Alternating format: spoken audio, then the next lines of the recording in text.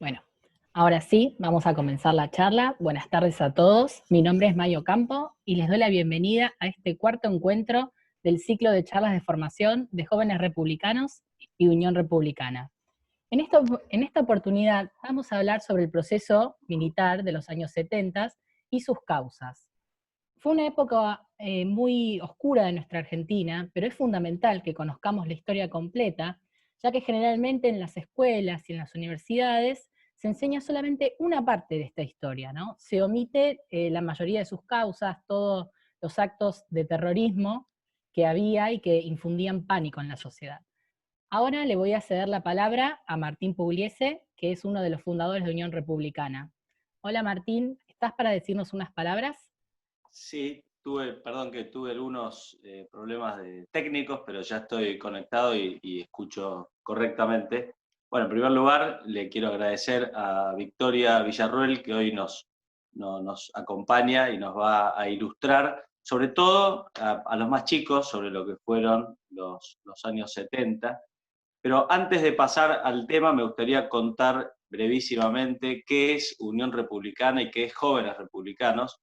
Somos un espacio eh, nuevo que se formó este año y que apuesta a reivindicar y defender los valores de la vida, la libertad, la propiedad privada, el capitalismo, el libre mercado, sin ningún pudor y por el contrario, con absoluto orgullo, porque son los valores en los que creemos.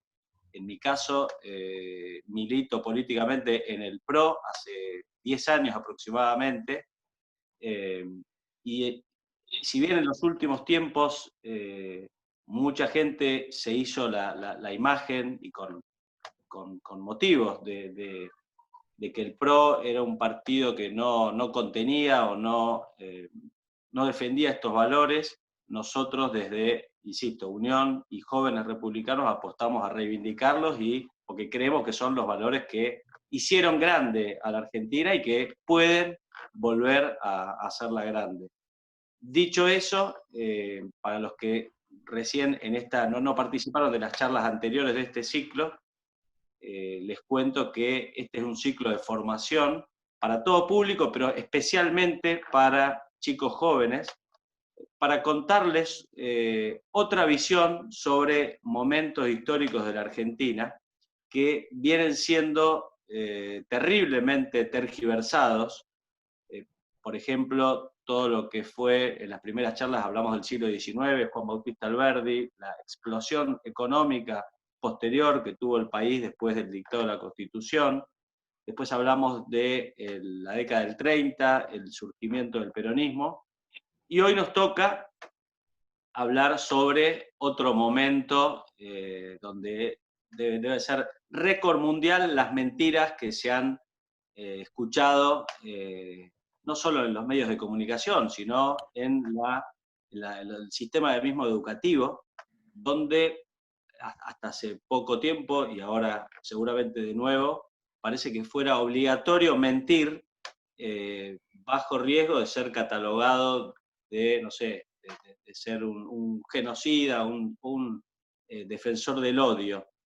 No quiero decir mucho más porque la que verdaderamente sabe de estos temas, y nuevamente vuelvo a agradecerle, es Victoria. Eh, pero bueno, la intención justamente es escuchar otra campana de la que seguramente los más jóvenes vienen escuchando desde que nacieron. Así que bueno, sin más, deseo, no sé si Maya querés agregar algo más, y si no, ya le cedemos la palabra a Victoria Villarroel. Gracias. Sí, gracias, Martín. Sí, quería agregar que la dinámica de esta charla es, Victoria va a dar, como ya adelantó Martín, la charla la va a dar Victoria, va a hablar un poco sobre el tema y después vamos a hacerle unas preguntas. Entonces, los que quieran preguntar algo, por favor escríbanlo en el chat, así después se lo leemos a Victoria. Y bueno, y la presento, Victoria Villarroel es abogada, escritora y activista de derechos humanos, y fundadora y presidente de la Asociación Civil Centros de Estudios Legales por el Terrorismo y sus Víctimas. Así que muchas gracias a todos por participar, y especialmente a Victoria por tomarse el tiempo para venir a disertar en este ciclo. Ahora le cedo la palabra. Bueno, gracias Maya por la invitación que me han hecho para compartir con ustedes una charla que, bueno, es el tema tabú de la política argentina. Realmente no hay otro tema en nuestra historia que tenga la carga ideológica que tiene el tema de la década del 70. Voy a tratar de resumir muchísimo, con lo cual voy a ser bastante injusta, porque lógicamente este es un tema muy largo, pero también quiero darles lugar a las preguntas. Así que voy a pasar a vuelo rasante, lamento no poder profundizar, pero bueno, siempre estoy disponible en las redes sociales para cualquier duda, así que me encuentran, me preguntan, y para mí siempre es un gusto poder conversar sobre esto. Cuando hablamos de la década del 70, todo lo que nos contaron, todo lo que nos enseñaron, todo lo que se difunde desde el Estado tiene una visión única. Solamente recepta un aspecto, una visión, y habla de solo un sector de la sociedad. Por esa razón es tan importante que conozcamos la historia. ¿Por qué? Porque nos están ocultando tanto de lo que ocurrió en la década del 70 que lógicamente no entendemos muchas veces qué es lo que pasa en nuestro país, y no entendemos tampoco por qué estamos hablando de algo que pasó hace 50, 45 años atrás. De hecho, lo heredó mi generación y ahora lo heredan las generaciones siguientes este problema. Y es un problema que no se resuelve. Por esa razón, me parece muy importante que al menos aclaremos algunos conceptos. Cuando hablamos de los 70, el tema es que no arrancó el 24 de marzo del 76. La historia no arrancó ahí. La historia arrancó muchos años antes y obviamente explota con toda violencia en los 70. Pero fue una historia que, como todo proceso histórico, acá seguro hay historiadores, saben muy bien que los procesos históricos son algo que se va desarrollando en el tiempo. No es que de un día para el otro los militares se despertaron, dijeron vamos a matar a todos los barbudos que encontremos, y ahí agarramos y arrancamos con la década del 70. No, esa es una simplificación de jardín de infantes. Lo que pasó en nuestro país se desarrolló desde mediados de la década del 50. Durante esos 15 años previos a la década del 70, lógicamente se fue preparando lo que finalmente explota con toda violencia en los 70 y que produce que hasta el día de hoy estemos hablando de esto. Produce que hoy un chico de 15 años o un joven de 25 herede esta historia mal relatada. ¿Y por qué es importante conocer la historia tal como es? Primero porque la historia, si vos no la estudiás, no la conocés, si vos no sabés realmente lo que pasó, primero no entendés de dónde venís, no entendés tu presente, y finalmente, o más importante, no podés anticipar el futuro, o sea, no sabés qué es lo que viene. Obviamente esto no es astrología como la de Alberto Fernández y la carta astral, pero si vos más o menos sabés qué ha ocurrido en nuestro país, te podés dar cuenta de cómo son los hechos y qué es lo que podría llegar a pasar. Y esto lo que estamos viendo son las consecuencias de la década del 70 resueltas de la peor manera posible. Por esa razón, desde hace 37 años de democracia, estamos hablando de los 70. Muchachos, parece que estamos en el 2020, pero en realidad no, estamos en la década del 70, una década del 70 eterna. Por eso, cuanto más sepamos, cuanto más nos involucremos, cuanto menos nos dejemos engañar, más fácil va a ser dejar este pasado finalmente atrás. Como les decía, todo arranca a mediados de la década del 50, más o menos. Tengamos presente que hay 3 factores fundamentales que ocasionan la virulencia del terrorismo en nuestro país. El primero fue la Guerra Fría. Estados Unidos y la Unión de Repúblicas Socialistas Soviéticas dirimían el poder del mundo en países no alineados, en países del tercer mundo. Es decir, ambas potencias tenían la bomba nuclear.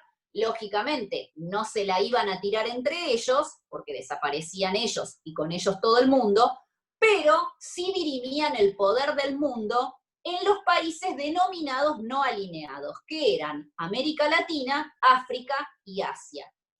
Dentro de ese proceso, Argentina fue parte de nuestra región en este conflicto de poder.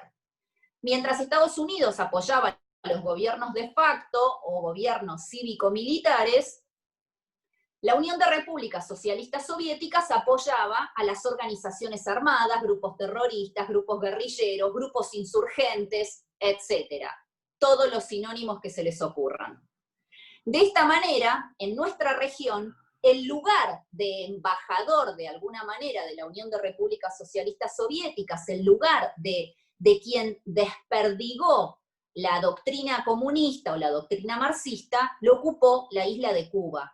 Entonces, todos nuestros países, más o menos, todos sufrimos esta doctrina emanada desde la isla de Cuba.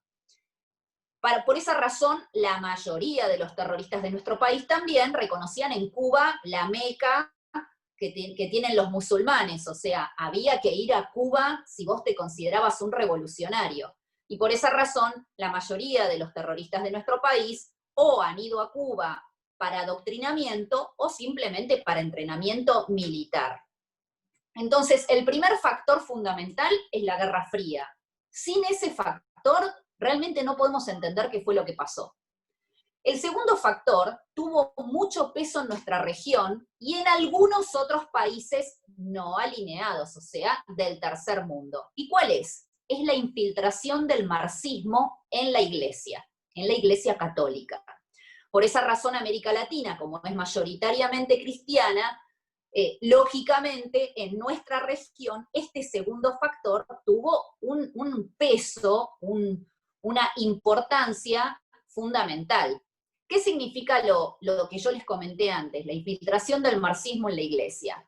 Bueno, a través de la teología de la liberación, que fue una doctrina dentro de la iglesia en la década del 50, 60, 70, el marxismo penetró en lo que era la doctrina católica. Y entonces así tuvimos sacerdotes y religiosas que consideraban que la violencia de los oprimidos no era violencia, sino que era justicia. Es decir, de alguna manera había sacerdotes, religiosas, catequistas, que justificaban que la gente saliera a los tiros a reclamar lo que fuera.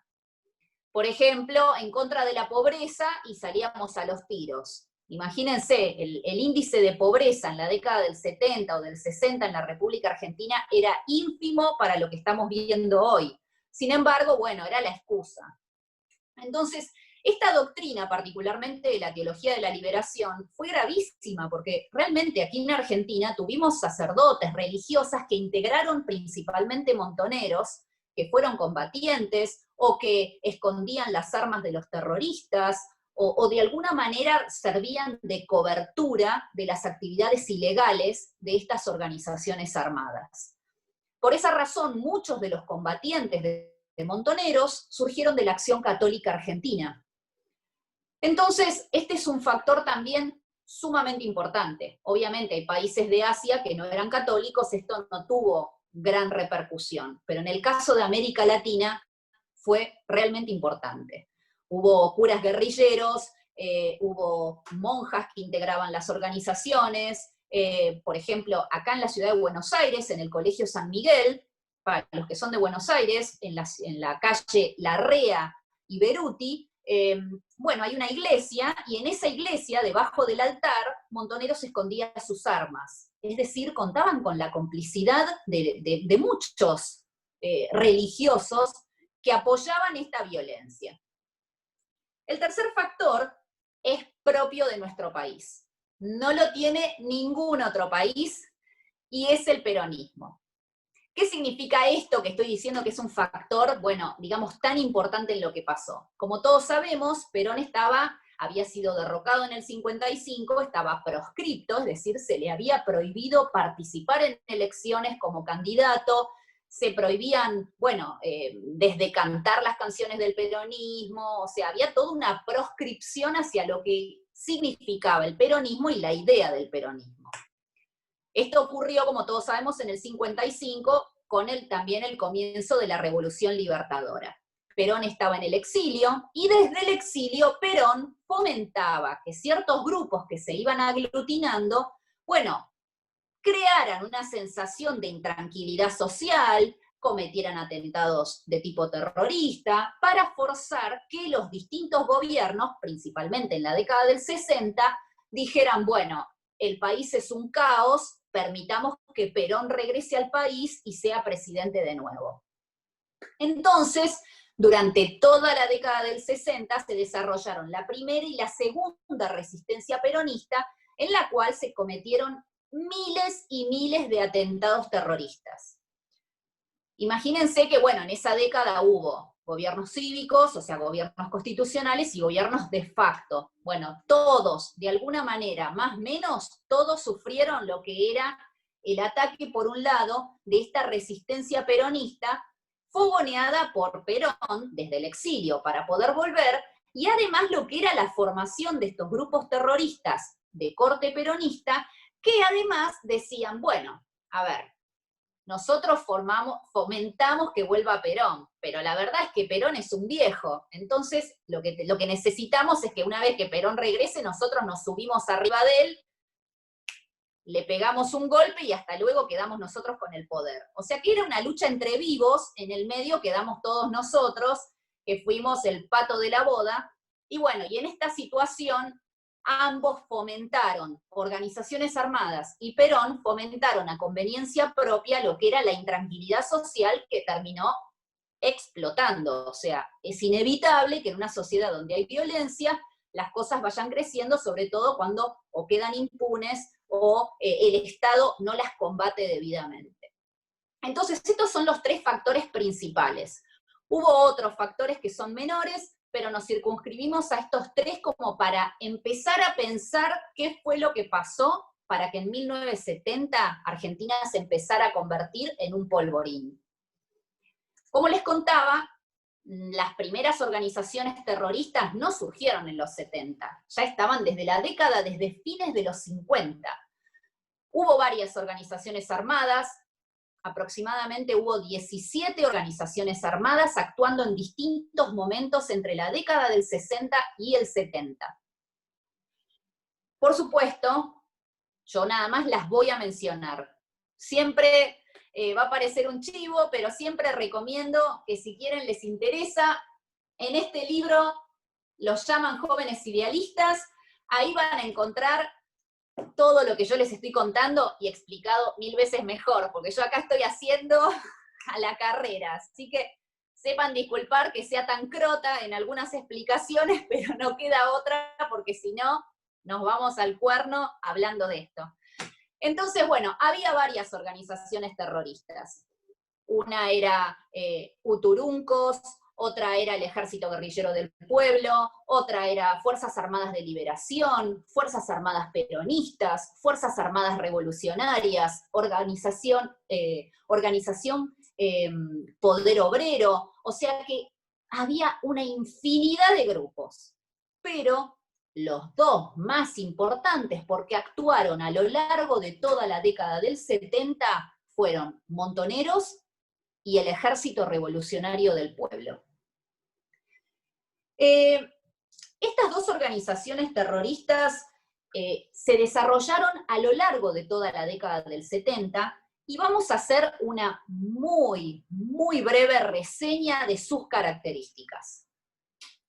En el caso del ERP, del Ejército Revolucionario del Pueblo, su estrategia principal era el foquismo.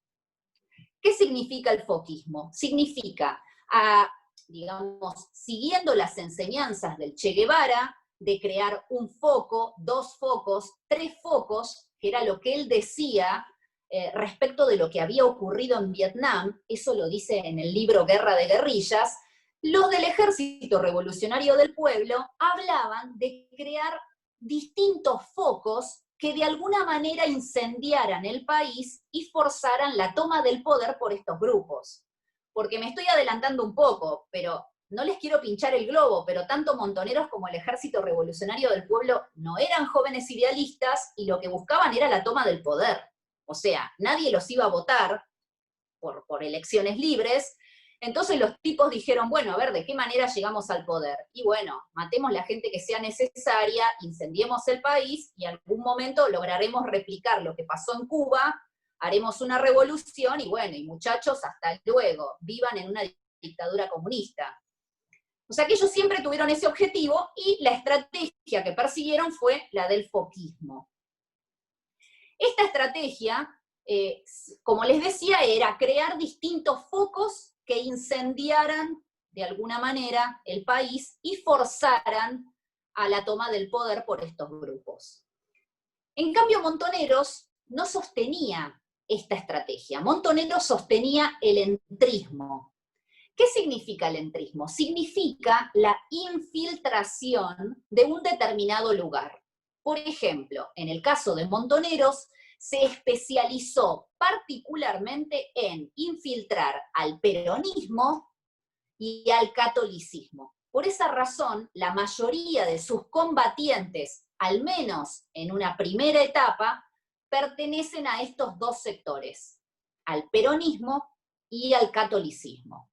¿Por qué al peronismo? Porque ellos decían que era fundamental tener al movimiento obrero de su lado. Entonces, necesariamente tenían que infiltrar ese sector. Por eso también ellos se cuelgan, algunos en forma sincera, otros con más conveniencia, de lo que era la figura de Perón. O sea, en un principio Montoneros fomentaba el regreso de Perón. El problema fue que cuando Perón finalmente vuelve, estos tipos no depusieron las armas. No dijeron, bueno, listo, volvió Perón, nos vamos cada uno taza a taza, cada uno a su casa. No, los tipos agarraron y le dieron sin parar. Estuviera Perón o estuviera Napoleón Bonaparte, los tipos estaban a pleno y era incontrolable. Y esa es la situación que por supuesto nos han ocultado, porque la idea es que no sepamos esta parte de la historia. Entonces, ERP, foquismo, Montoneros, entrismo. En el caso del ERP, tengamos presente que provenía, como era más de corte marxista, provenía de sectores asociados al indigenismo y al ateísmo. Y su corte era más bien netamente marxista. ¿Ok? Entonces, su visión ideológica es muchísimo más asociada al marxismo y muchísimo más asociada a cuestiones de tipo indigenista que la de Montoneros. Montoneros esos temas no le interesaban tanto, no al menos en una primera etapa. En el caso del Ejército Revolucionario del Pueblo, se especializó más en lo que tenía que ver al principio con la guerra de guerrillas. Entonces, por esa razón, el Ejército Revolucionario del Pueblo desarrolló un combate de tipo tradicional en algunos momentos y en otros lo que era la guerrilla en sí, que es golpear, pegar y después esconderse. De alguna manera, esa fue la estrategia más del ERP. Por supuesto, cometieron atentados terroristas en lugares urbanos, pero en el caso puntual del ERP, son los que desarrollaron el combate tradicional con las Fuerzas Armadas del Estado. Es decir, son los que atacaron la mayor cantidad de unidades militares y tuvieron un combate tradicional entre lo que eran las Fuerzas Armadas legales y ellos, que eran un ejército irregular. Se le dice ejército irregular cuando cumple todas las condiciones de un ejército, pero no es el ejército de ese país. En el caso de Montoneros se especializó más en lo que era el terrorismo urbano, es decir, atacaban más los objetivos que tenían que ver con las grandes ciudades, con los secuestros extorsivos, puesta de bombas en la vía pública, etcétera, etcétera. Entonces tienen esa diferencia también entre ellos. Sobre el final de su carrera delictiva, obviamente se van pareciendo, ¿ok? Y se van asimilando en los métodos elegidos, y de alguna manera ambos terminan haciendo terrorismo urbano. Pero en un principio, y hasta mediados de la década del 70, todavía se ve bien la diferencia entre las dos organizaciones armadas. Por supuesto, ambas organizaciones tenían uniforme militar, jerarquías militares, Código de Justicia Revolucionaria, etc. Es decir, de nuevo, no eran jóvenes que tiraban bombas Molotov. Eran muchos de la edad de ustedes, de los que estoy acá viendo, tal vez de la misma edad de Benjamín Geraldes o de Tatiana Ibarra, algunos de los que estoy viendo, tenían tal vez la misma edad, pero ya eran chicos, jóvenes, adolescentes que manejaban armas, que habían perdido toda humanidad para saber distinguir que hay cosas que no se puede pasar el umbral. Vos no podés matar a un inocente. Vos no podés poner un coche bomba en el medio de una ciudad. Y sin embargo, a la edad de ustedes, estas personas pasaron ese límite y hoy son muchas veces los padres de actuales funcionarios o los que están inspirando las políticas estatales. Por eso es tan importante que sepamos lo que pasó.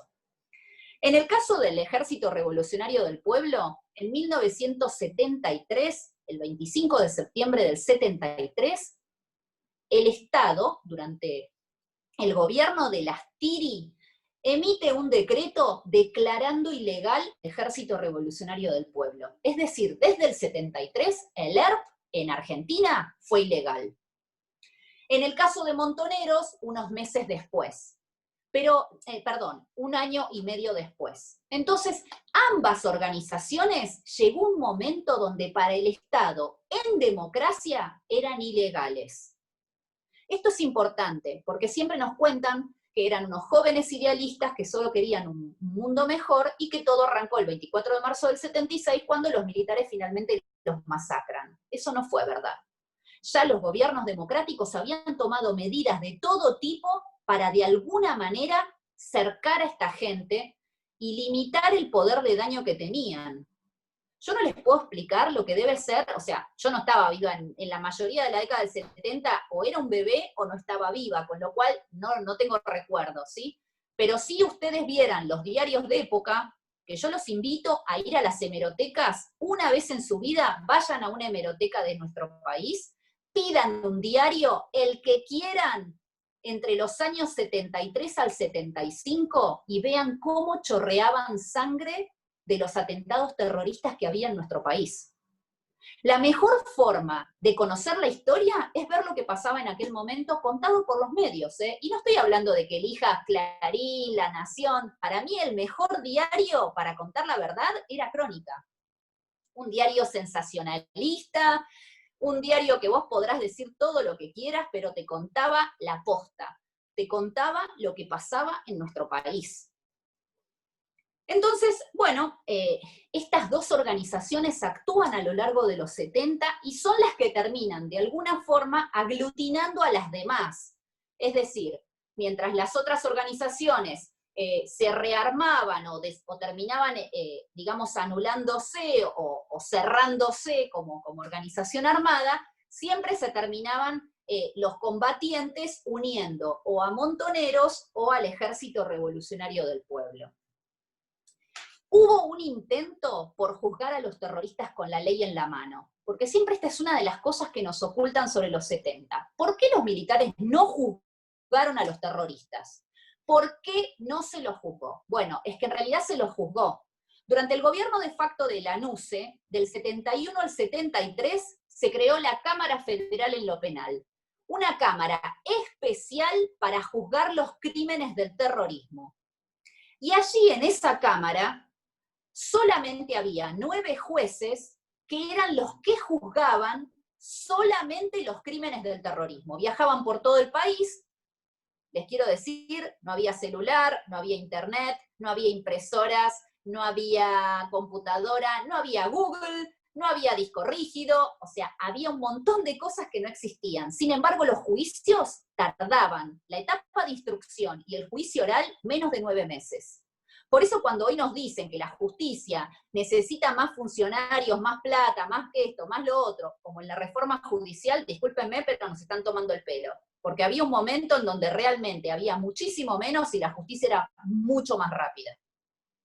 Bueno, estos 9 jueces juzgaban solo los crímenes del terrorismo. No atendían ninguna otra cuestión. Bueno, juzgaron aproximadamente 2000 terroristas. Algunos de ellos fueron condenados, otros fueron liberados y otros estaban a la espera de su sentencia, es decir, estaban en prisión preventiva. Como yo les decía, la Cámara duró nada más del 71 al 73, ¿ok? O sea que nadie tuvo excedida su prisión preventiva. Esto es importante. Y se lo juzgó con todas las garantías constitucionales del debido proceso. O sea, si bien era un gobierno de facto el que había creado la Cámara Federal en lo penal, se siguió adelante con todas las garantías constitucionales. Por supuesto, se respetaban los tiempos legales, las garantías que tienen los reos o los prisioneros, etcétera, etcétera. ¿Qué sucedió? Que cuando el 25 de mayo de 1973 comienza un nuevo periodo democrático con Cámpora, Cámpora toma dos decisiones. La primera, da por finalizada la actividad de la Cámara Federal en lo penal y la disuelve. Es decir, todo el esfuerzo de esos 2 años para juzgar a estos tipos, llega a Cámpora, lo borra de un plumazo y dice, bueno, hasta acá llegamos, no se juzga más a esta gente. La segunda decisión fue la amnistía a todos los terroristas condenados y, por supuesto, su consecuente liberación de las cárceles. Por lo que, en la noche del 25 de mayo, que era el día que ascendía al poder Cámpora, salieron de todas las cárceles del país todas estas personas acusadas o condenadas por gravísimos crímenes de tipo terrorista. Uno podría pensar que estas personas, bueno, les dieron una nueva oportunidad y se dejaron de jorobar. Bueno, pues no fue lo que pasó. Todos agarraron, volvieron a las organizaciones armadas a seguir a tiro limpio. Porque esto es lo que pasa con los terroristas. Con los terroristas vos no podés tener este tipo de medidas. El tipo que viola un principio elemental de la vida en convivencia y comete atentados terroristas tiene que ser preso y cumplir con su condena, la que sea. Pero no se los puede amnistiar porque vuelven a las organizaciones terroristas. El terrorismo no es como la delincuencia común. Tiene un factor de tipo político, ideológico, religioso. Bueno, como yo les contaba, se los liberó a todos. ¿Y qué sucedió? Que fueron por los jueces que los habían juzgado. Y entonces empezaron a cometer atentados contra los 9 jueces y los funcionarios que tenían esta Cámara Federal en lo penal. Finalmente, en abril del 74, lograron asesinar al juez Jorge Quiroga, uno de esos 9 jueces. Lo asesinaron en la vía pública, cuando se estaba yendo a ver un partido de fútbol, a plena luz del día, y a partir de ese momento no hubo un juez en el país que quisiera juzgar terroristas. ¿Por qué? Porque en el momento en el que vos juzgabas un terrorista, firmabas tu sentencia de muerte. Muy bien, como yo les contaba, el gobierno de Cámpora duró muy poquito, luego vino un gobierno de transición, que fue el de Lastiri, y finalmente vienen las elecciones donde se elige presidente y allí resulta ganadora la fórmula Perón-Martínez de Perón, es decir, Perón y su esposa. Bueno, ellos resultan ganadores con un porcentaje impresionante y ahí todos dijeron en ese momento, bueno, a ver, llegó Perón, se termina la joda, o sea, ya está. Montoneros quería que regresara Perón, bueno, listo, hola, Perón está en el poder. Bueno, no fue lo que pasó. Lo que pasó fue que a partir de ese momento comienza el momento más sangriento de la década del 70. Por eso es tan importante que tengamos en claro la historia, porque cuando nos cuentan la historia de los 70, nos dicen que los montoneros o los del ERP querían un mundo mejor y luchaban contra una dictadura. Y eso no es verdad. La mayor cantidad de atentados terroristas se dio durante la vigencia de los gobiernos democráticos. Entonces, ese mito cae cuando uno tiene en claro que la mayor cantidad de atentados terroristas se dio durante esos 3 años de gobiernos democráticos. Bueno, como les contaba, el ERP se ilegaliza a partir de un decreto en septiembre del 73. Poco tiempo después, o sea, en esas semanas, se fusionan Montoneros y las Fuerzas Armadas Revolucionarias. Y a partir de ese momento cambia el enfoque de Montoneros. Montoneros abandona lentamente el peronismo y abandona lentamente el catolicismo.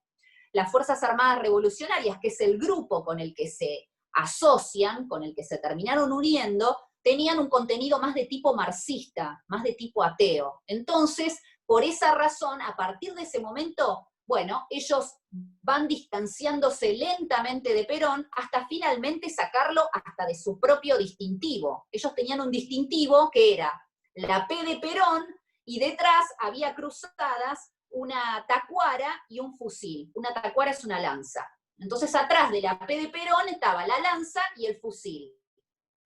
Cuando se fusionan con las FARC, al poco tiempo Perón vuela y entonces pusieron la M de Montoneros. Y lentamente se van separando de lo que era la figura de Perón. Bueno, como les contaba, empieza el momento más sangriento de los 70. Les voy a dar apenas unos ejemplos muy por arriba. Empiezan los ataques a unidades militares. Esto es algo inusitado. No todos los grupos terroristas se le animan a las unidades militares, es decir, se le animan a atacar objetivos de tipo militar. Es más fácil que vos pongas un coche bomba en el medio de una ciudad y mates a civiles que vos vayas a tocarle literalmente las bolas a los militares en su casa. Bueno, pero estos se animaron. Estos fueron a los regimientos. Entonces tenemos, en enero del 74, con Perón en el poder, atacaron el regimiento de Azul. Yo estuve en ese regimiento. Allí mataron a un soldado conscripto que tenía 20 años. Lo degollaron, por supuesto, y hasta luego. Mataron a un matrimonio, al coronel de apellido Gay y a su esposa, Hilda Casó de Gay. Los mataron adelante de sus 2 hijos. Y secuestraron al teniente coronel Ibarzábal, al que tuvieron secuestrado durante 10 meses en cárceles del pueblo. Después les voy a contar qué es una cárcel del pueblo.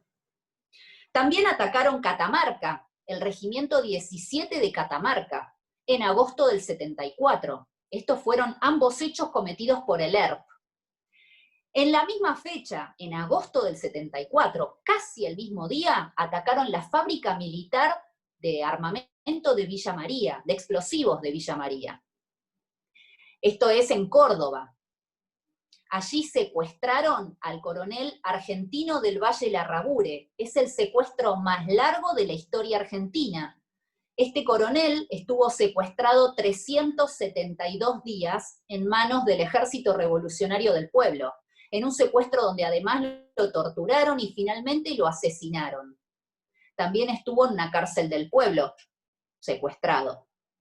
Después tenemos también, bueno, Formosa, el regimiento 29 de Formosa en octubre del 75. Monte Chingolo, la fábrica Domingo Viejo Bueno de Monte Chingolo en diciembre del 75. Y después hay otros, Fray Luis Beltrán en Santa Fe, o sea, lleno de regimientos o de destacamentos atacados por los terroristas. Es decir, ¿ustedes se piensan que un chico de 20 años, una chica de 17 que están combatiendo, se le van a animar así como hacía un militar? Bueno, pues sí, en Argentina pasó. Estaban armados, tenían entrenamiento militar, tenían entrenamiento psicológico para resistir la tortura, tenían formación ideológica, y de esa manera se le animaron a todo.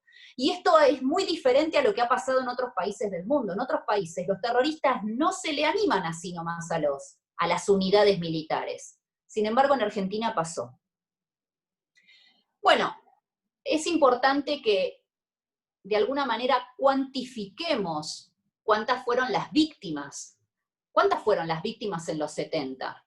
Bueno, nosotros con nuestra asociación, acá hay algunas de las fotos de nuestras víctimas, pudimos cuantificar durante 5 años de trabajo quiénes y cuántas eran las víctimas del terrorismo. Y contabilizamos 1094 muertos, del 69 al 79. 4.380 bombas detonadas, 756 secuestros, 2.368 heridos, más de 500 ataques a unidades militares o destacamentos policiales. Y todo eso se concentró durante los 3 años de democracia. Para que ustedes tengan una proporción, para no dar tanto número, en la década del 70, que son 10 años, el 65% de los atentados terroristas se concentra durante los 3 años de democracia. Es decir, que 2/3 de los atentados terroristas ocurrieron en democracia. ¿Contra qué dictadura luchaban si la gente había votado a Perón? Y había votado a Isabel, y había votado a Cámpora. ¿Que no les gustara? Bueno, lo lamentamos todos, pero esto era lo que había votado la gente. Sin embargo, esto fue lo que pasó. Y antes de finalizar con algunas de las consecuencias de lo que pasó, me gustaba comentarles que, bueno, como todos sabemos, la historia nos la cuentan a partir del 24 de marzo del 76. Ese es un momento que lo podemos tratar, y podemos tratar el de los desaparecidos y demás, pero me parece que ha habido mucha sobreinformación y muchas veces distorsión de lo que ha ocurrido, así que lo dejo por si alguno me quiere hacer alguna pregunta, o si los chicos me invitan una vez más, hablo exclusivamente sobre el tema de los desaparecidos. Pero me parece importante que tengamos presente que hasta el último día de democracia hubo atentados terroristas. Por supuesto, después, en el gobierno de facto, también hubo atentados terroristas. En el 76 hubo muchos atentados. Una de las cosas fundamentales que hay que contar es que en Argentina tuvimos el operativo Independencia, que fue el momento en el cual el Estado, durante el gobierno de Isabelita, le ordena a las Fuerzas Armadas combatir al terrorismo. ¿Qué sucedía? Que el Ejército Revolucionario del Pueblo en Tucumán dominaba una porción del territorio de esta provincia. Imagínense, o sea, tener a los terroristas en tu país y encima manejan una parte de la provincia, o sea, cobraban peaje, atacaban los pueblos, tenían gente que les servía como informantes o los abastecía, etcétera, etcétera. O sea, era muy, muy fuerte el poder del Ejército Revolucionario en Tucumán. Habían elegido esta provincia porque les parecía que era parecida a Vietnam. Bueno, por razones de topografía, por razones, bueno, de lo que era la vegetación y demás, habían elegido esta provincia, y ahí es el momento en el cual la Presidenta de la Nación, Isabel Martínez de Perón, llama a las Fuerzas Armadas a combatir contra esta gente. ¿Qué significa esto? Significa que la policía había sido superada. La policía tiene un conocimiento para luchar contra un delincuente, contra un ladrón, contra alguno que sea hasta un homicida serial, pero no tiene formación para combatir contra un ejército irregular. No tiene formación para combatir contra tipos que te tiran una granada como esta. Esta es del ejército montonero, es una granada original. Esto era lo que ellos fabricaban y tiraban, sacaban la espoleta y a volar. Entonces, esto era lo que enfrentaban las Fuerzas Armadas, pero primero los policías. Imagínense que un policía no tenía formación para eso. Entonces, finalmente la Presidenta en el 75 dice, bueno, convoco a las Fuerzas Armadas a que luchen contra esta gente, ejército contra ejército. Y eso es lo que pasó en Tucumán. Lucharon ejército contra ejército, se desarrollaron diversas escaramuzas, fue combate tradicional, es decir, militar contra militar, por decirlo de alguna manera, todos de uniforme, con armas de todo tipo, armas largas, etc. A partir de fines del 76, ya en el monte tucumano, el ERP había sido acallado. Pero quiero contarles que hay mucha cantidad de gente que, sobre todo en Tucumán, si hay alguno de esa provincia entre los que nos escucha, en esa provincia todavía se acuerdan lo que pasó, porque lo vivieron, porque vieron a los tipos disfrazados de militares tomando pueblos, amenazando gente, armados hasta los dientes. Finalmente, ¿cuáles son las consecuencias de lo que hemos vivido en la década del 70 y que no se ha cerrado hasta el día de hoy? principalmente todo lo que tiene que ver con la industria de los derechos humanos. Una industria en la cual se han otorgado millonarias indemnizaciones a personas que han integrado las organizaciones armadas y que han cometido crímenes gravísimos. Millones y millones de dólares se han dado en indemnizaciones en nuestro país. Se considera que aproximadamente hay más de 3.000 millones de dólares otorgados en indemnizaciones a distintas personas que integraron, la mayoría de ellos, organizaciones armadas. También todo lo que tiene que ver con los juicios de lesa humanidad. Los juicios de lesa humanidad actualmente en nuestro país son para acusar exclusivamente a los militares. Con nuestra asociación civil nosotros tratamos de que se juzgara a los terroristas también, porque tiene que haber igualdad ante la ley. Si juzgás a unos, tenés que juzgar a los otros. Vos no podés aplicar la ley solo a los amigos y a los enemigos que se joroben.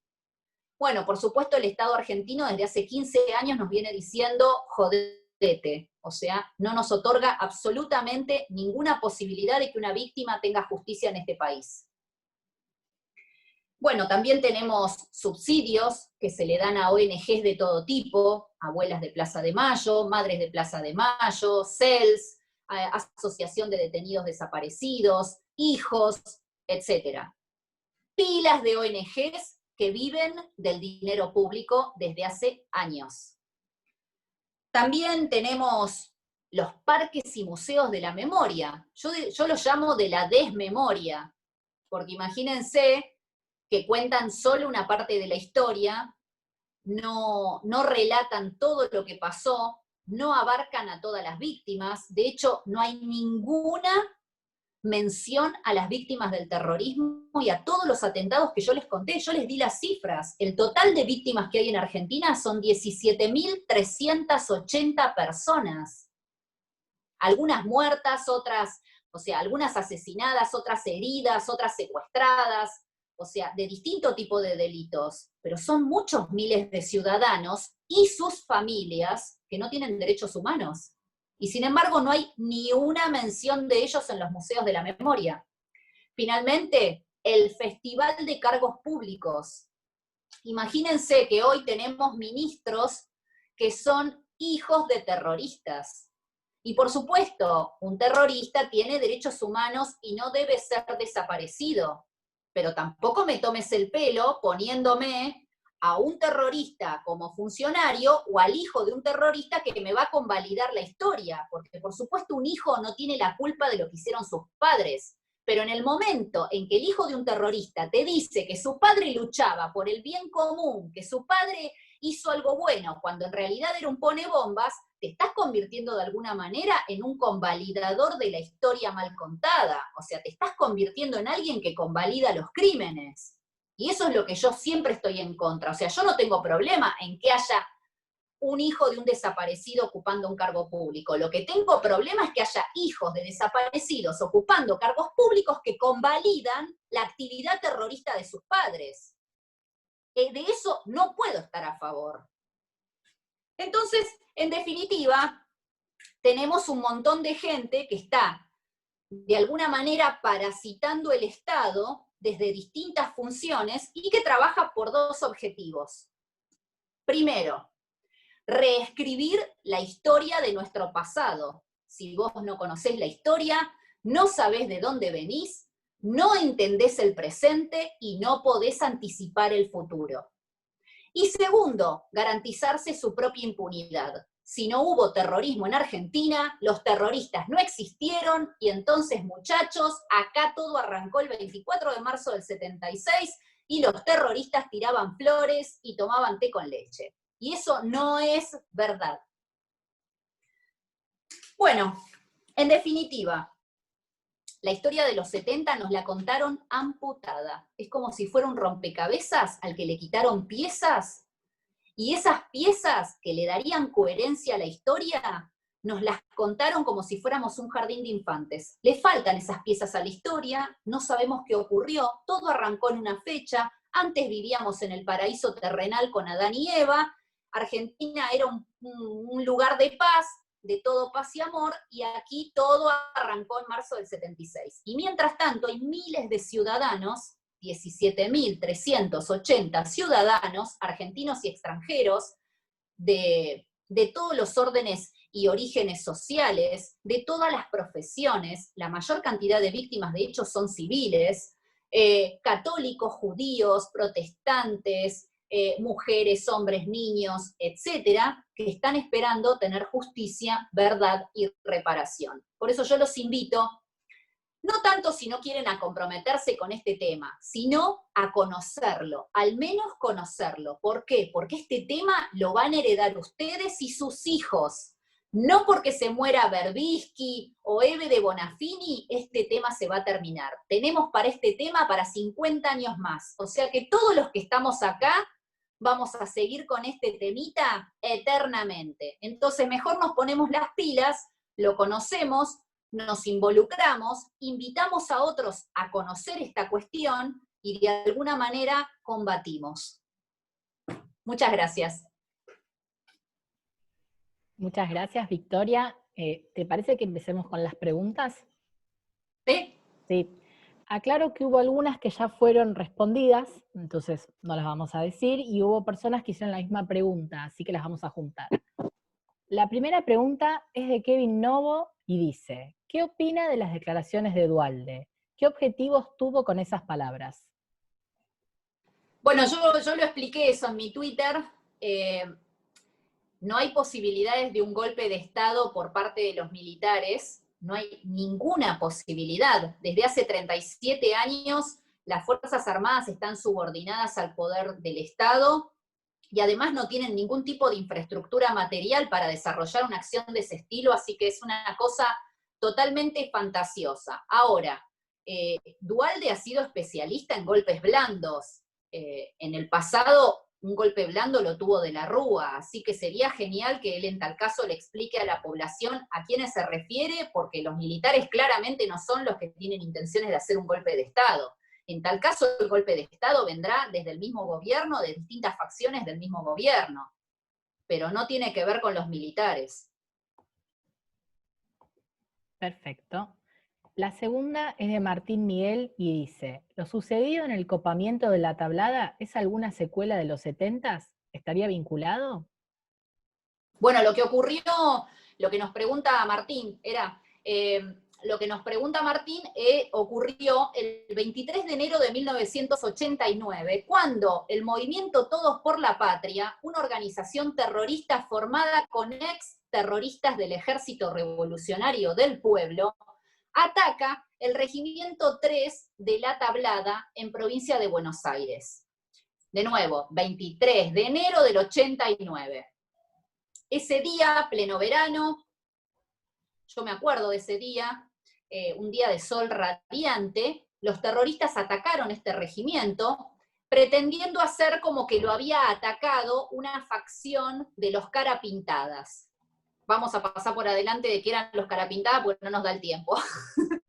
Pero, bueno, se hicieron pasar como militares, diciendo que, bueno, que ellos como que querían tomar el poder. Bueno, en realidad eran los terroristas del Ejército Revolucionario del Pueblo y otra gente que habían formado este movimiento Todos por la Patria, lo tomaron al regimiento, hubo combate cuerpo a cuerpo durante más de 24 horas, y allí, bueno, finalmente fueron asesinados varios conscriptos, si mal no recuerdo fueron 9 conscriptos, un oficial, varios oficiales del ejército, 2 policías de la provincia de Buenos Aires, 13 personas en total.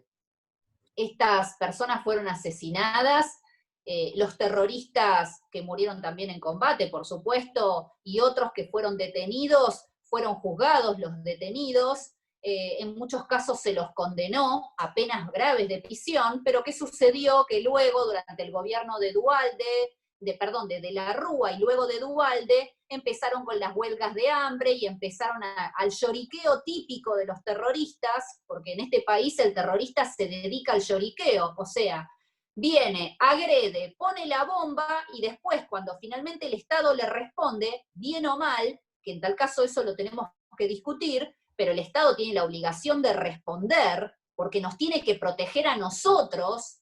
Bueno, después de eso, ¿qué pasó? Pasó que entonces empezaron con las huelgas de hambre, y entonces, bueno, terminaron logrando una amnistía, un indulto en realidad, y terminaron saliendo libres. En este ataque de la tablada, les recomiendo un libro muy bueno, que se trata sobre el ataque a la tablada, que es del historiador Sebastián Miranda.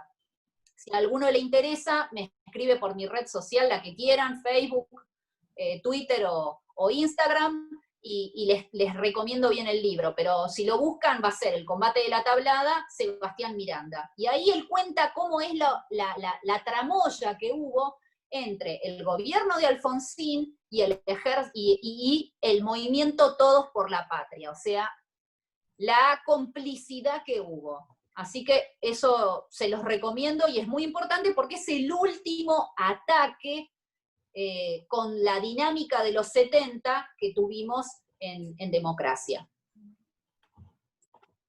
Perfecto. La siguiente es de Francisco Luzarreta y pregunta si cree que las garantías constitucionales de los militares a la hora de ser juzgados fueron violadas, como por ejemplo que hayan sido juzgados más de una vez.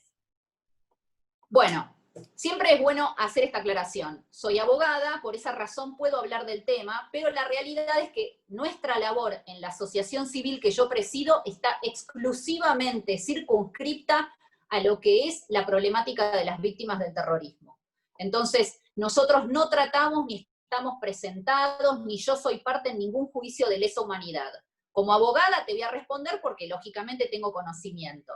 En efecto, sí, se violan los derechos humanos en nombre de los derechos humanos. Se está juzgando a personas 2 veces por los mismos hechos, o, por ejemplo, se les violan sus plazos de prisión preventiva, es decir, pasan más de 2 años y 1 de prórroga presos sin sentencia, o, por ejemplo, son juzgados con leyes posteriores a los hechos, o la garantía constitucional del debido proceso, que es el indubio pro reo, es decir, en caso de duda, la duda corre a favor del reo, del prisionero. Bueno, en el caso de los juicios de lesa humanidad, nunca la duda es a favor del reo. Y así te podría citar una amplia gama de garantías constitucionales del debido proceso que están siendo violadas sin que el Estado se mosquee, sin que el Estado se preocupe por esto, lo cual es gravísimo porque esto es contra los militares, pero cuando se crean los antecedentes legales, esos antecedentes legales se nos aplican después a todos. La siguiente está relacionada también, es de Francisco Fernández Sosa, y pregunta por qué generalmente decís que los militares tendrían que haber sido juzgados con el Código Militar, si de hecho tuvieron la oportunidad, si no habría sido mejor juzgarlos a través del derecho natural o pactos preexistentes. A ver, lo que corresponde en un conflicto armado interno, es decir, una guerra de baja intensidad como la que vivió la República Argentina, es que vos juzgues a la gente bajo los instrumentos legales que tienen en ese momento a disposición por haber sido ratificados por su derecho interno.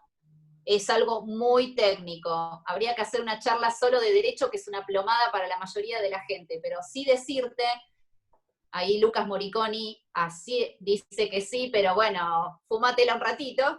En realidad, el tema es el siguiente. Nosotros habíamos ratificado las convenciones de Ginebra, que son el derecho positivo para nuestro país, aplicable para los conflictos armados internos, es decir, las guerras de baja intensidad. Argentina las había ratificado. Lo que correspondía es que como acá nosotros vivimos una guerra de baja intensidad, correspondía que se aplicara ese derecho.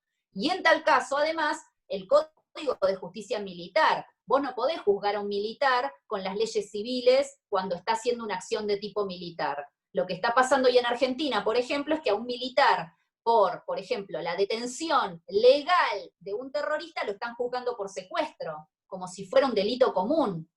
O sea, pero todo esto a lo que atiende, para resumirlo muchísimo, es a corromper el sistema judicial argentino. Todo esto queda como antecedente para todos. Lo que está pasando nos queda después para que nos apliquen a todos.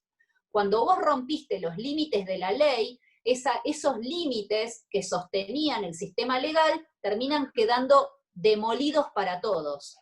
Por eso es gravísimo lo que está pasando.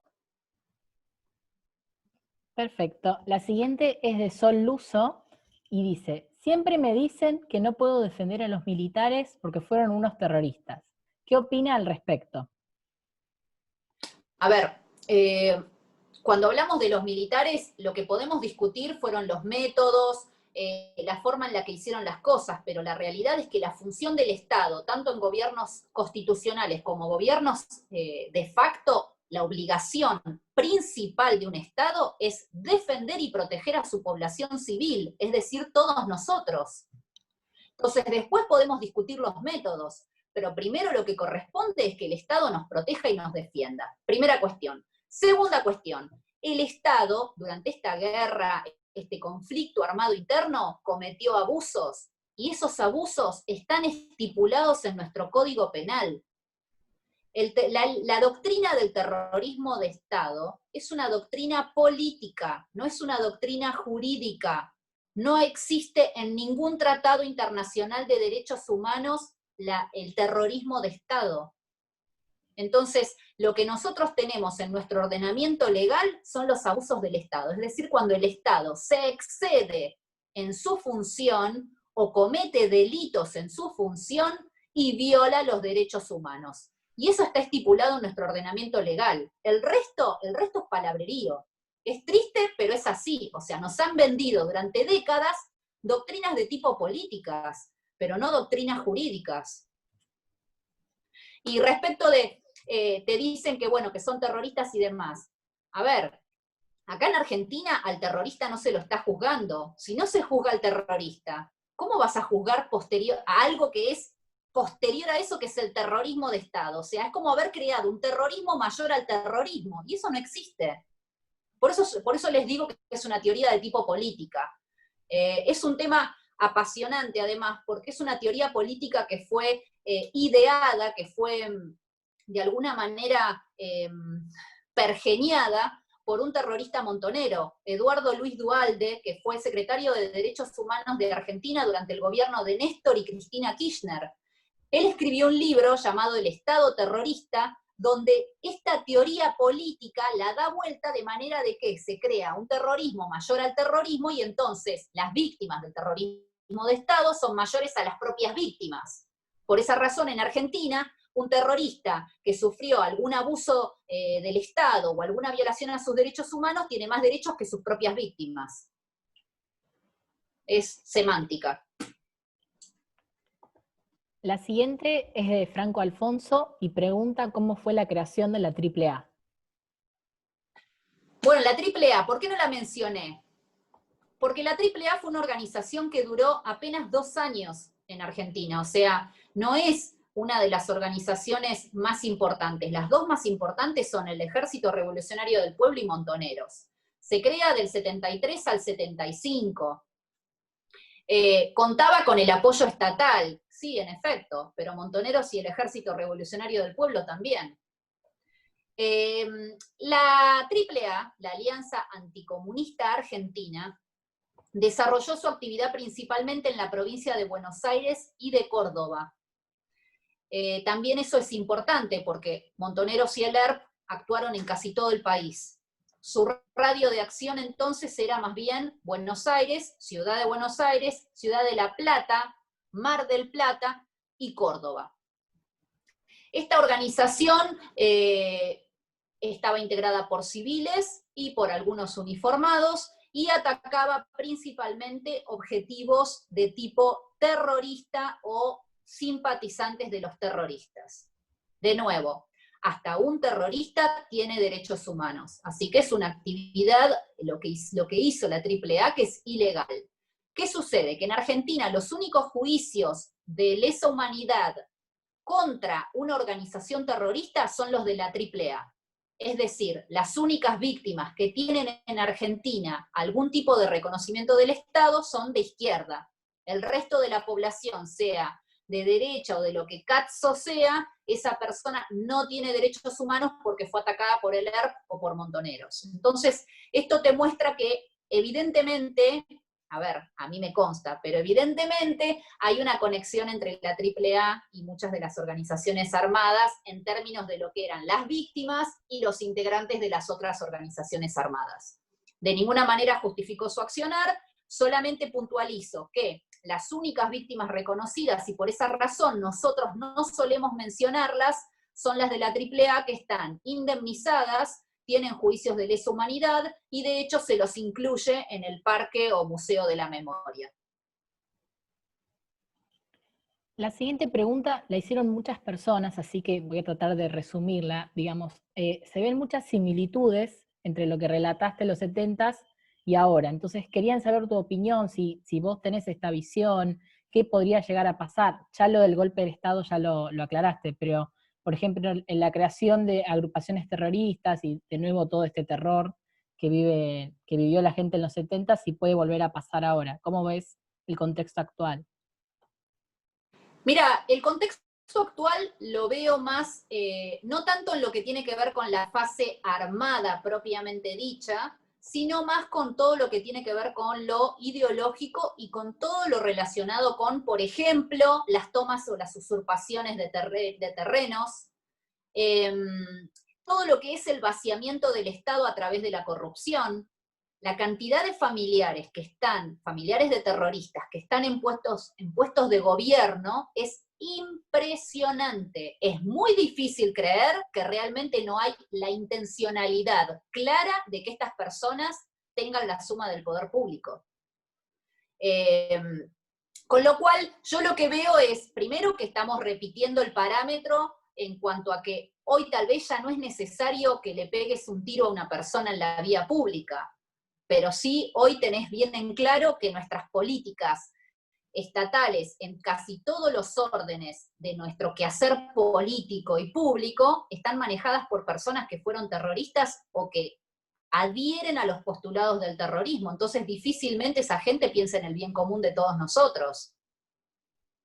Hoy, o hace unos años, el enemigo era el militar, pero discúlpame, hoy el enemigo también es el campo, los jueces honestos, los periodistas honestos, los docentes honestos, que tal vez que los docentes que rompen con esta visión histórica, o con esta visión única. Por ejemplo, hoy un docente que está en contra de la ideología de género y de este tipo de contenidos relacionados con la década del 70 se convierte en un paria en lo que es el gremio docente.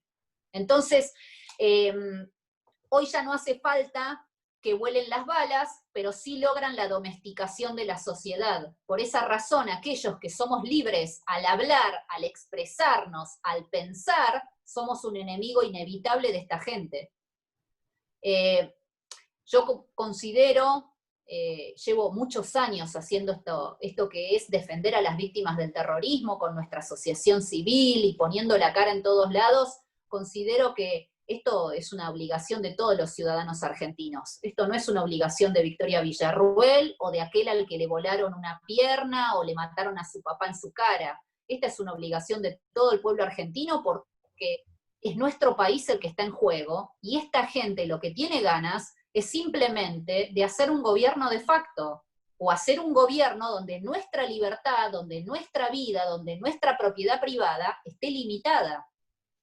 Y cuando vos analizás cómo se influencia desde lo que tiene que ver con tema aborto, derecho a la vida, usurpación de tierras, derecho al agua, o sea, hay un montón de cuestiones en las cuales detrás de conflictos, detrás de lo que es la acción política, están personas que integraron las organizaciones terroristas. Entonces, no creo que haya algún tipo de combate, de hecho ya no hay fuerzas armadas para defendernos. Así que les comento que si hubiera algún tipo de combate o algún tipo de acción militar, estamos todos bien fritos. Porque ya las fuerzas armadas son las más desarmadas de la región, no tienen ni la logística, ni la capacidad, ni el Estado mismo les va a ordenar que nos protejan. Así que la situación de Argentina es sumamente compleja y tiene mucho que ver con lo que pasó en la década del 70. Perfecto. La siguiente es de Gianni Betiga y pregunta si el asesinato de Aramburu fue la primera gota de sangre de los 70. A ver, sí, a ver, es el hecho con el que se da a conocer Montoneros. Montoneros secuestra y asesina al general Aramburu, que había sido el presidente de facto luego del derrocamiento de Perón, con lo cual, bueno, lo secuestra en su casa, en plena capital federal, en la calle Paraná y avenida Santa Fe, y luego lo asesina. Ese es el primer hecho con el que Montoneros se da a conocer a la opinión pública. Paralelamente, el Ejército Revolucionario del Pueblo atacaba una comisaría en Rosario y mataba a los 2 policías que estaban ahí adentro. O sea, venía de una escalada de hechos. Fuerzas Armadas de Liberación, las Fuerzas Armadas peronistas también cometían atentados. O sea, Argentina era un polvorín. Para que ustedes se den una idea, el 26 de julio de 1975, el 26 de julio se conmemora el fallecimiento de Eva Perón, el 26 de julio de 1975 Montoneros puso una famosa cañada. ¿Qué son las cañadas? Es poner bombas que detonen al mismo tiempo en diferentes lugares. O sea, una forma de crear un terror colectivo. Ese día explotaron 160 bombas entre la ciudad de Buenos Aires y zona norte del conurbano bonaerense. ¿Saben lo que ustedes, o sea, se pueden imaginar lo que son 160 bombas explotando al mismo tiempo? Bueno, eso pasaba en nuestro país. Entonces, la realidad es que esto lo borraron de nuestra historia y entonces a nosotros nos quedó que todos eran, viste, no sé, la Madre Teresa y su hermana repartiendo florcitas, y la verdad es que los tipos tenían la edad de muchos de ustedes y estaban calzados hasta los dientes, y a una persona como a mí me habrían pegado un tiro, pero hace añares atrás. Entonces, creo que es importante que sepamos la historia y que nos comprometamos al menos en difundirla entre la gente de nuestra edad, o entre los amigos, o entre los conocidos. La siguiente pregunta la hizo Ignacio y dice si Cámpora liberó a los terroristas por pedido de Perón. Cámpora había llegado al poder con ese compromiso. De hecho, a Perón no le gustaba, que Cámpora era bastante zurdo, dicho por Perón, ¿eh? Así que no le gustaba a Perón mucho la zurdez de Cámpora.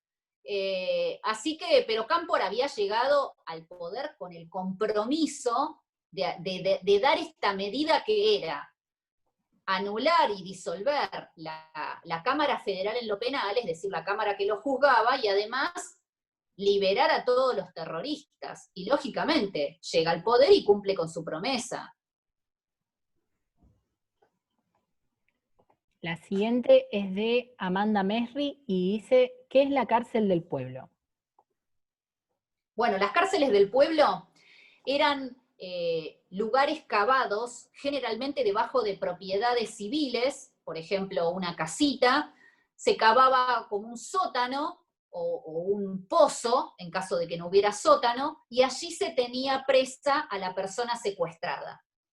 Eran generalmente pozos pequeños, lógicamente. En el caso del coronel argentino del Valle de la Rabure, lo tuvieron durante 372 días en un pozo de 2 metros por 1, debajo de una casa en Rosario, que era una mercería, era una casa con un pequeño local de mercería, que llevaba adelante un matrimonio con 2 hijitas. Una de esas 2 hijitas hoy es diputada nacional por Santa Fe, porque en Argentina la mejor forma de llegar a la función pública es haber sido miembro de una familia o de una organización terrorista. Y en estas cárceles del pueblo, por supuesto, no había ventilación, entonces la mayoría tenían una ventilación deficiente, o por ejemplo, eran trasladados de cárceles en cárceles del pueblo, que como les digo, estaban clandestinas debajo de casas civiles, y eran trasladados en roperos, como le pasó por ejemplo al coronel Ibarzábal, que lo mataron en uno de los traslados. La policía detiene una camioneta en la que llevaban atrás como un ropero, y en ese ropero estaba el coronel Ibarzábal totalmente drogado, y le pegaron tiros al ropero y lo mataron, y se terminó la historia. Y era un tipo de casi 18, 19 años el que hizo eso. También eran como jaulas, el coronel Ibarzábal estuvo en unas jaulas como grandes, a ver, no era una jaula grande, era una jaula de también 2 metros por 1, donde estaban presos, pero las cárceles del pueblo principalmente eran como cuevas o como pozos cavados debajo de las casas. Hubo muchos civiles que también estuvieron presos allí y que cuando pagaban su rescate en algunos casos eran liberados y en otros eran asesinados. En un lugar así estuvieron los hermanos Born, Juan y Jorge Born, que son el secuestro más largo de la historia argentina. 60 millones de dólares pagados en el año 74 a montoneros. 60 millones de dólares de esa época, o sea, una cosa inconmensurable. Para el día de hoy son más de 200 millones de dólares. La siguiente pregunta es de Josefina Kohler y dice, ¿qué pasa con la retroactividad de la ley para los casos de lesa humanidad? Tengo entendido que legalmente no debería ser posible juzgarlos con leyes que se crearon después. Bueno, el tema es este. La ley tiene que ser anterior al momento de los hechos. Si hoy comemos un chocolate y dentro de un año está prohibido comer chocolates, no me pueden juzgar dentro de 2 años por haber comido un chocolate hoy, porque hoy no era un delito. Bueno, sin embargo, de esa manera se está juzgando a los agentes del Estado, es decir, a los uniformados. Se los juzga con leyes posteriores a los hechos. La ley penal impide que se juzgue retroactivamente, es decir, para atrás, a una persona. Nosotros consideramos que no se puede juzgar a nadie, ni a militares, ni a víctimas, ni a terroristas. O sea, no se puede juzgar, nadie puede tener un juicio de lesa humanidad en este país porque no había derecho positivo. Ahora, desde el momento en que en el 2003 el presidente Néstor Kirchner abrió esta posibilidad, nosotros pedimos la igualdad ante la ley. Es decir, si vos juzgás a unos, tenés que juzgar a los otros, pero vos no podés aplicar la ley por mitades. Y sin embargo es lo que ocurre en Argentina y por esa razón nosotros estamos reclamando que haya igualdad ante la ley. Pero como corresponder, no corresponde para nadie. No era derecho vigente al momento de los hechos. La siguiente pregunta, bueno, la hicieron varias personas. ¿Por qué pensás que siguen libres la cúpula de Montoneros y por qué Alfonsín no los juzgó, por ejemplo? No, Alfonsín juzgó, se juzgaron 7 cabecillas de Montoneros y el Ejército Revolucionario del Pueblo, 2 en ausencia, es decir, 2 estaban prófugos, que eran Firmenich por Montoneros y Gorriarán Merlo por el Ejército Revolucionario del Pueblo.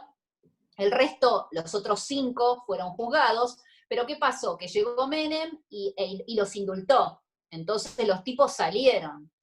Y solamente fueron juzgados cabecillas, es decir, no respondían los tipos que iban y le pegaban un tiro a un policía, por ejemplo, enfrente de un banco, o que ponían un coche bomba y dejaban abandonado el coche bomba y ese coche bomba explotaba y mataba a todo el mundo, como pasó con Laura Ferrari, que es una víctima de 18 años, asesinada enfrente de su universidad por un coche bomba. O sea, toda la gente que no era cabecilla, que es la inmensa mayoría de Montoneros y el ERP, nunca han respondido por los crímenes cometidos. Entonces, lo que correspondería es juzgarlos a todos.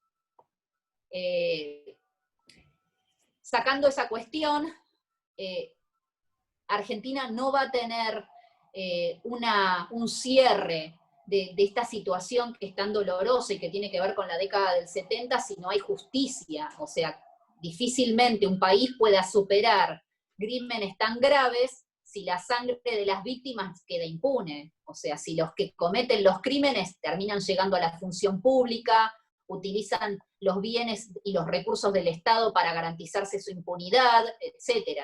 Pero juzgarse juzgó únicamente a cabecillas. Lo que corresponde es que se juzgue a todos. Como sucede con los agentes del Estado, con las Fuerzas Armadas. O sea, si juzgás, tenés que juzgar a todos. Si no juzgás, no juzgás a todos. Pero no podés juzgar por mitades solo cuando te conviene. No se puede. La siguiente pregunta la hizo Franco Vicente y está preguntando qué dicen los montoneros, digamos, cuál es su justificativo, ¿no? Digamos, ¿solamente luchaban por tener el poder o qué es lo que dicen ellos para contraargumentar lo que hicieron, digamos? Bueno, Bueno, respondo y vamos cortando porque Lucas Fanesic se echó un bostezo que se lo vi a plenete, así que Justo te vamos. iba a preguntar. Bueno, ¿cómo era la pregunta? Porque me olvidé por hacerme la graciosa. Si los montoneros solamente luchaban por tener el poder, digamos, ¿qué dicen ellos para justificar lo que hicieron, no? Ellos lo que dicen es que ellos lo que dicen es que eran jóvenes idealistas que solo querían un mundo mejor. ¿Por qué? Porque nos cuentan una visión de la historia en la cual ellos suponen que somos todos tarados y que no sabemos lo que pasó realmente. Entonces partimos ya de ese punto, ¿ok? Ya nos están tomando el pelo desde el vamos. Después ellos lo que dicen también es que, bueno, en realidad ellos luchaban por la vuelta de Perón. El problema es que Perón en el 73, en Ezeiza, el 20 de junio del 73, Perón estaba en Argentina cuando aterriza con su avión y ahí se mataron a tiros en Ezeiza. Y a partir de ahí se siguieron matando a tiros entre terroristas y además contra la población civil y no combatiente. Entonces difícilmente vos digas, bueno, a ver, querían el regreso de Perón, pero en el momento en el que regresó tendrían que haber depuesto las armas. Y no las depusieron. Entonces, son excusas. Desgraciadamente no hay ningún tipo de argumento posible frente a los hechos puros y duros. Tengamos presente algo, Montoneros en el año 76 le ordenó a sus militantes y combatientes que llevaran una pastilla de cianuro en el bolsillo para suicidarse en caso de ser detenidos por las Fuerzas Armadas o policiales. Es decir, estamos hablando de gente que era capaz de suicidarse con tal de no ser detenida. Una de esas personas que se tomó la pastilla de cianuro, en realidad era un polvito que se tomaban con un tubito plástico, envuelto en contact negro, porque el cianuro se degrada con la luz. Entonces ellos tenían este tubito, que era como si fuera una ampollita, la cortaban y se tomaban el polvito. Bueno, algunos de los que se lo tomaron obviamente murieron, otros, finalmente las Fuerzas Armadas, cuando los iban a detener, llevaban el antídoto. Y de esa manera algunos se salvaron. Una de las que se salvó es Miriam Lewin, que es la periodista que hoy es la defensora de los medios, nombrada por este gobierno. Y ella se salva de la pastilla de cianuro porque le dieron el antídoto, porque ella se la quiso tomar. Así que, en definitiva, era gente que estaba preparada para todo. El terrorista tiene por función y además tiene un adoctrinamiento de tipo psicológico para mentir, para evadir, dar información, etc. Todo eso está en los códigos de justicia revolucionaria de Montonero. Yo hoy no les mostré ninguno, pero ellos tenían sus manuales en los cuales tenían todas las instrucciones de lo que tenían que hacer para evadir o para eludir la acción del Estado o de los jueces, etc. Y una de esas funciones es, por supuesto, mentir, con lo cual todo lo que dicen son excusas o mentiras. Los hechos concretos son, mataron gente y están impunes. ¿Te parece ir haciendo las últimas 2 o 3 preguntas? Así vamos cerrando. Sí. ¿Podés? Perfecto. Sí, sí. La siguiente la hizo Gustavo Puyade y pregunta, ¿nunca se la contactó a Isabel Perón en España? ¿Alguna vez declaró algo? Bueno, Isabel Martínez de Perón está exiliada desde hace muchísimos años en España, nunca ha sido, ha sido convocada en causas de lesa humanidad, pero nunca ha respondido en el país ni ha declarado por su responsabilidad en los hechos. O sea, si estamos en este momento, por ejemplo, en la provincia de Tucumán, se están juzgando hechos del año 75, es decir, en democracia, bajo el amparo del operativo Independencia, o sea, la orden que yo les conté que le dio Isabel Martínez de Perón a los militares de combatir en el monte tucumano a los terroristas del ERP, y Isabel Martínez de Perón y ningún funcionario político ha respondido por su responsabilidad por las órdenes dadas y por lo hecho en la década del 70. Los únicos que responden son uniformados o civiles que hayan estado relacionados para lo que es la acusación fiscal, que en este país es algo sumamente ideologizado, que estén relacionados de alguna manera con el tema militar, por ejemplo, algún juez o algún funcionario judicial, etcétera, pero no mucho más que eso. Todo el resto son militares, policías, militares de cualquiera de las fuerzas, fuerzas de seguridad, fuerzas policiales, por supuesto, personal civil de inteligencia, etcétera. La siguiente la hizo Ezequiel Coya. Pregunta, ¿por qué los terroristas que atacaron el 5 de octubre de 1975 el Regimiento de Infantería de Monte 29 en Formosa figuran como víctimas en el Parque de la Memoria? ¿Y qué pasó con los derechos de los soldados conscriptos que fueron asesinados y del personal de cuadros? Bueno, en el ataque al Regimiento 29 de Monte de Formosa, el 5 de octubre del 75, era un domingo, luego del mediodía, con lo cual la gente ya estaba terminando de almorzar o estaba por dormir la siesta. De hecho, muchos de los conscriptos asesinados estaban en esa situación. Montoneros ataca este regimiento, pero previamente había secuestrado un avión en vuelo de Aerolíneas Argentinas, también había robado una avioneta y había copado el aeropuerto internacional de Formosa que se llama el Pucú. Todo esto lo hizo, ellos atacaron y en este combate en el cual finalmente los militares logran recuperar el regimiento, bueno, fallecen soldados, un policía de la provincia de Formosa, un oficial y un suboficial, todos menores de 33 años, o sea, gente muy joven los que fueron asesinados. Mueren, por supuesto, terroristas también en las acciones, pero ¿qué pasa? Que con el advenimiento de la democracia, vamos a decir algo bien claro, las leyes de indemnización son de la época de Menem, o sea que a partir de ese momento es que se dan las leyes de indemnización. Y a partir de ahí es que comienza el curro de los derechos humanos. Por eso yo soy una persona muy crítica del gobierno de Menem, porque esto arrancó en ese momento, ¿sí? Arrancó en su gobierno.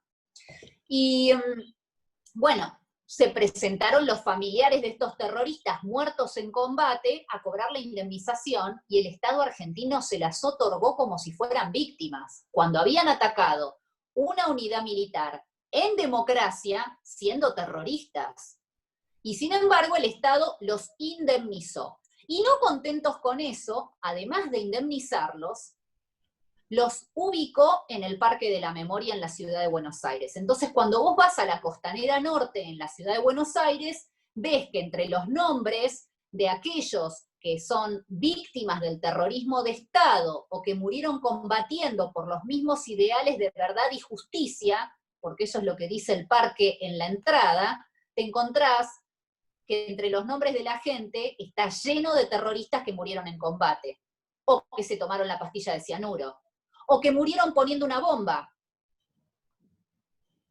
como Adriana Kornblit, que tenía 16 años cuando el día de su cumpleaños Montoneros la mandó a poner una bomba en Ciudadela, en una comisaría. Y la chica se despidió de los padres y les dijo, sí, ahora vuelvo para el cumpleaños, y llevaba una bomba en la mochila. Llegó a la comisaría, detonó la bomba y ella también se murió. A los 16 años. Esos eran los chicos que utilizaban Montoneros y el Ejército Revolucionario del Pueblo. Murieron 2 personas en esa comisaría. La chica esa cobró indemnización y figura en el Parque de la Memoria. Y figura como desaparecida. Desaparecida porque se voló con una bomba. Bueno, esas son las cosas que pasan en nuestro país.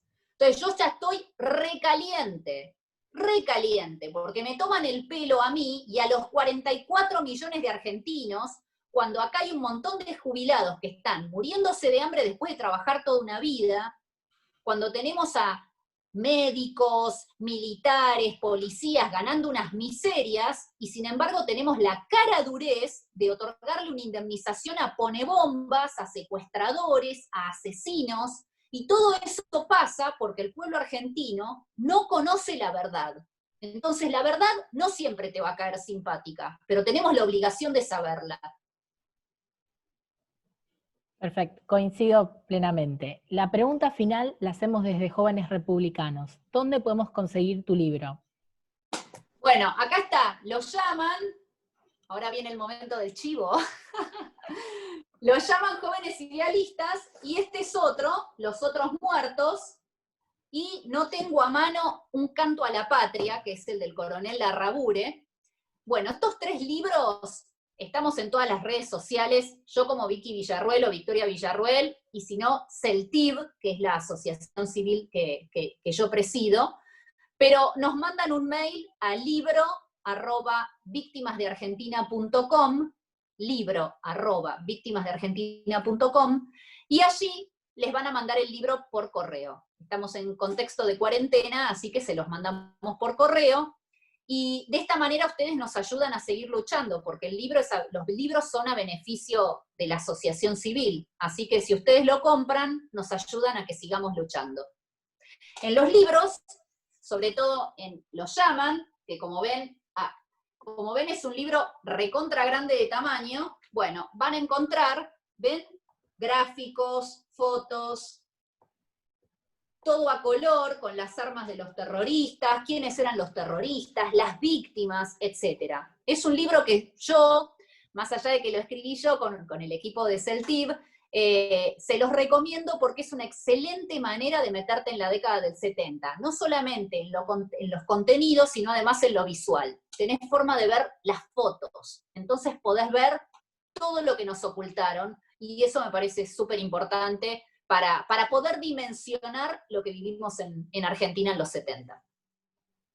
Perfecto. Ahora le voy a ceder la palabra a Martín Pugliese para que dé un cierre final. No, simplemente agradecerte, Victoria. La verdad que hay récord absoluto de preguntas, quedaron un montón afuera, porque tampoco podemos estar hasta las 12 de la noche haciéndote responder preguntas, pero queda clarísimo que a todos los chicos les ha interesado muchísimo este tema. Evidentemente hay una enorme distorsión entre lo que ellos reciben en los colegios, en los libros de texto, incluso lo que le cuentan los medios, y todo lo que vos acabas de contarles. Cuento en este sentido una pequeñísima anécdota. Hace unos años, yo tengo 4 hijos, estaba en una librería de las más grandes y conocidas en el sector de libros infantiles, buscando algún libro tipo, qué sé yo, no sé, Elefante Trompita, esas cosas que leen los chicos muy chiquititos, y de pronto, no sé si vos quizás lo conocés, el libro que voy a mencionar, de pronto, para mi enorme sorpresa, encuentro un libro, todo con muy lindas ilustraciones, que se llama La dictadura contada a los niños. Y no, lo busqué hace un rato a ver si te lo podía mostrar, no lo encontré, lo tengo que buscar, no sé dónde lo habré dejado, porque lo compré, de la perplejidad que me generó, lo compré, lo tengo en algún lado. Si no lo tenés, te lo puedo hacer llegar, que seguramente en tus manos va a ser más valioso que lo tengas que en las mías. Pero la historia que se narra en ese libro, con, insisto, ilustraciones simpatiquísimas, era que de pronto había una bailarina, un médico, un docente, que retozaban por los prados, bregando por un mundo mejor y a lo sumo por el boleto estudiantil, y de pronto, esto es literal lo que te voy a contar, un sacerdote católico abrazado a un militar, deciden exterminarlos. Bueno, esto que es estereotipos más absurdos que incluso que una película de Marvel, esta es la historia que se le ha contado durante muchos años a nuestros chicos, con lo cual el testimonio tuyo que nos acabas de dar y que lo haces en tus libros y en las redes sociales, por eso tiene tanto valor, porque digamos, nos permite a todos, y me incluyo, conocer mucho más en profundidad una época del país que ha sido permanentemente tergiversada. Así que te vuelvo a agradecer que hayas dedicado este rato, y seguramente, como han quedado muchos temas afuera por cuestiones de tiempo, quizás en algún momento volvamos a convocarte y a abusar de tu tiempo y de tu paciencia para que vuelvas, seguramente con otro grupo de chicos o con estos mismos, a tratar todos estos temas. Así que te lo quiero agradecer. Solo contarte un detalle de lo que dijiste. En el año 2013, el gobierno de Cristina Fernández de Kirchner, del año 2011 al 2013, el gobierno de Cristina puso como directora nacional de enseñanza inicial, es decir, de los jardines de infantes, a una ex terrorista del ERP, llamada Cristina Mucchiuti. Cristina Mucchiuti reformó los planes de estudio y en sus declaraciones muy alegremente dice que los chicos tienen que ser conscientes de la revolución desde chiquitos. ¿Entendés? Entonces, todas estas cosas pasaron a espaldas del pueblo argentino, mientras nosotros estamos lógicamente hackeados por la situación económica, por un montón de problemas, etcétera. Pero ¿sabés qué? Si no nos comprometemos, si no luchamos, si no tenemos coraje, si no somos políticamente incorrectos, esta gente nos lleva puestos, porque no respetan absolutamente nada. Nosotros somos nada más un número para ellos. Entonces, esto que vos contás del librito pasa desde hace años. Luego esta mujer se fue de la función, pero llegó a manejar la Dirección Nacional de Educación Inicial. Chiquitos de 4 o 5 años hablando sobre la desaparición de personas.